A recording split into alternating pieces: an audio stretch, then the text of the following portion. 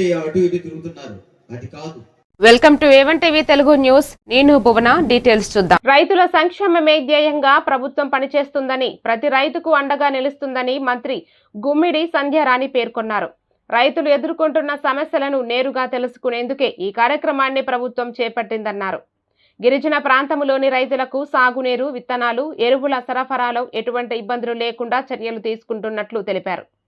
వ్యవసాయంతో పాటు గిరిజన ఉత్పత్తులకు సరైన గిట్టుబాటు ధర కల్పించేందుకు ప్రభుత్వం కట్టుబడి ఉందన్నారు. అలాగే గిరిజన కుటుంబాల ఆర్థిక బలోపేతమే ప్రభుత్వం ప్రధాన లక్ష్యమని, పశు సంపద వృద్ధితో గ్రామీణ ఉపాధి ఆదాయం పెంపొందుతుందని తెలిపారు.